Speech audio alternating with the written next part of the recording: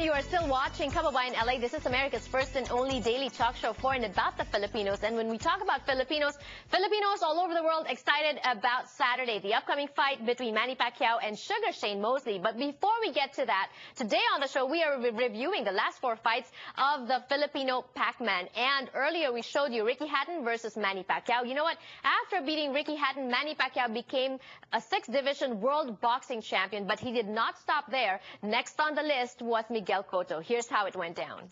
It wasn't going to be a walk in the park for Pacquiao. Puerto Rican fighter Miguel Cotto was taller and bigger. A natural welterweight, the former Olympic silver medalist had a record of 34 wins, 27 of those by knockouts, and only 1 loss before facing the Filipino challenger.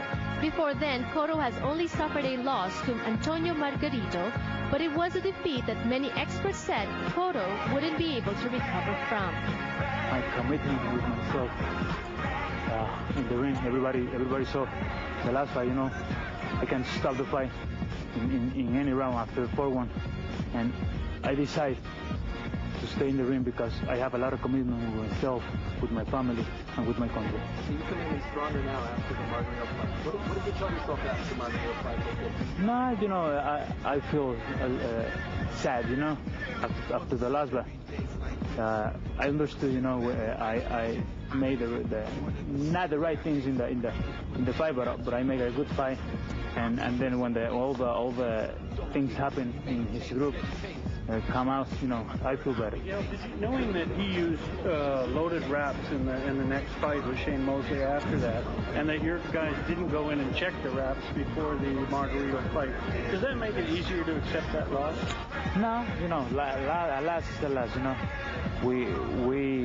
Nobody knows if he's used with me or not, you know, just Margarito and his team. But make me feel better, you know, the fans of boxing, they know a lot about boxing, you know, they are the judges in this case. Meanwhile, Pacquiao was working toward history. Beating Cotto would make him the only boxer ever in history to win 7 world titles from 7 different divisions. And Hall of Fame trainer Freddie Roach, who has been Pacquiao's strongest ally, was confident. Well, it's going to be a tough fight as long as it lasts, and you know, I expect Cotto to be at his best. He's a world champion, and that's what it's all about. But I have the better fighter, and we have the better game plan, and he has a very inexperienced corner, and we're going to take advantage of that. The catchphrase is, "It's going to be a tough fight if it lasts." What do you mean by that? Well, it'll be tough until he gets knocked out, is what I'm trying to say.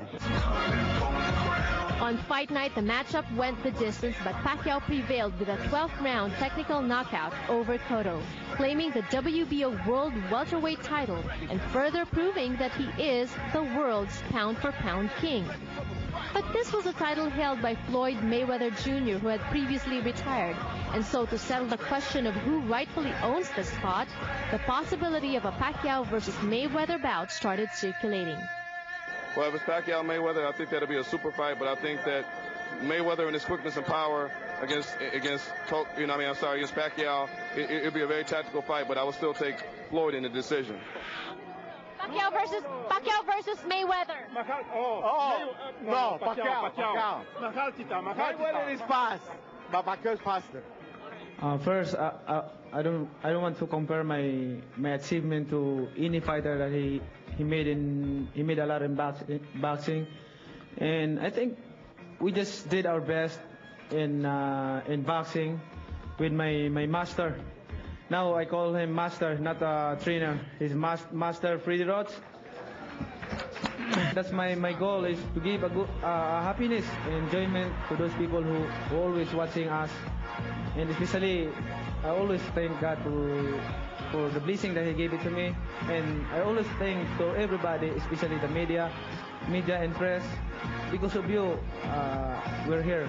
So without you, we're not here. So I'm always thanks to all of you. Everyone held their breath as talks ensued between both Mayweather and Pacquiao camps. but it fell through because of doping allegations and disagreements on how the blood testings will be conducted. It was a little bit of a letdown, but the other thing is, I think we made the right choice. We're not going to kiss his ass. He doesn't make the rules in boxing, and you know, if a sanctioning body or commission wants testing and so forth, we'll do it. But we're not going to go. He doesn't make the rules of boxing. I mean, next thing you know, he'll say we fight 2-minute rounds, and I mean, you know, it's like giving the first 2 rounds away, letting him have his way and get his ego. So we're not going to give him anything. I mean, the thing is, the fight will happen on fair terms with the commission rules. Well, once the Mayweather fight fell through, then it was incumbent upon me to fight the best welterweight out there, the guy who would pose the most danger to Manny, and that's Joshua Clottey.